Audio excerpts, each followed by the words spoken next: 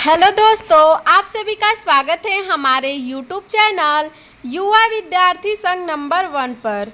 तो दोस्तों, आज हम लोग कक्षा 6 का महान व्यक्तित्व पढ़ेंगे। आज हम लोग पाठ 14 पढ़ेंगे। हमारे पाठ का नाम है राजेंद्र चोल। तो आज हम लोग इस पाठ का सारांश देखेंगे। तो चलिए दोस्तों, देखते हैं।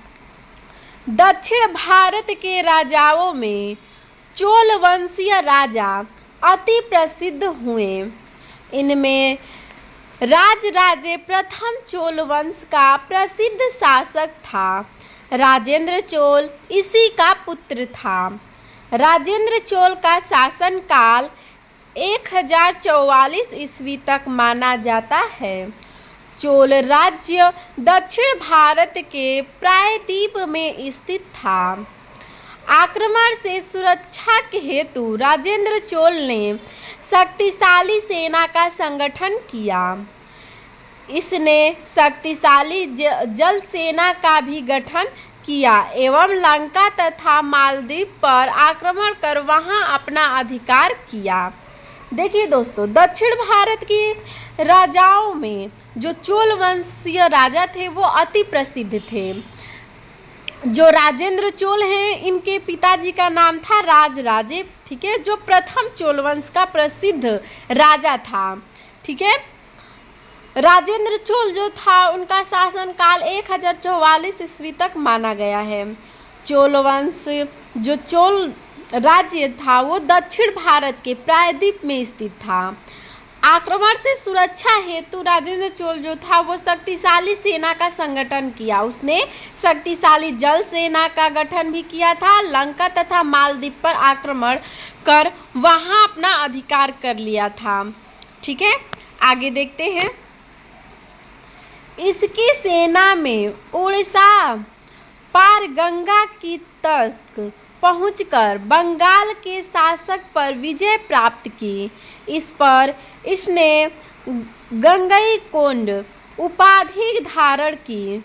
इसने समुद्र पार के देशों पर भी अपना प्रभाव जमाया। ठीक है, अपना प्रभाव बढ़ाया। इसके प्रभाव से भारत का पश्चिमी एशिया और पूर्वी एशिया के देशों से व्यापार बहुत बढ़ गया। यह व्यापार दक्षिणी चीन तक फैल गया। देखिए दोस्तों, इसकी जो सेना थी वो उड़ीसा पार जो गंगा जी तक पहुंच गई। बंगाल के शासक पर विजय प्राप्त की। ठीक है, इसलिए इसको गंगईकोंड उपाधि भी धारण किया गया। इसने समुद्र पार के देशों पर भी अपना प्रभाव बढ़ाया था। इसके प्रभाव से भारत जो था वो पश्चिम एशिया और पूर्वी एशिया के देशों से व्यापार बहुत बढ़ गया। यह व्यापार जो था वो दक्षिण चीन तक फैल गया था। आगे देखते हैं। दक्षिण भारत में चोल राज्य का विस्तार करने के साथ ही राजेंद्र चोल ने उड़ीसा तथा महाकौशल से बंगाल तक अपना अधिकार जमा लिया। इसके अतिरिक्त इसने श्रीलंका, निकोबार द्वीप, ब्रह्मी, मलाया, सुमात्रा आदि को भी अपने अधीन कर लिया। राजेंद्र चोल महान साम्राज्य निर्माता होने के साथ ही कुशल शासक भी था। ठीक है, इसने राज्य की शासन व्यवस्था, ठीक है, इसके राज्य की शासन व्यवस्था पर विशेष ध्यान दिया। देखिए दोस्तों, दक्षिण भारत में चोल राज्य का विस्तार करने के साथ ही राजेंद्र चोल ने उड़ीसा तथा महाकौशल से बंगाल तक अपना अधिकार जमाया था।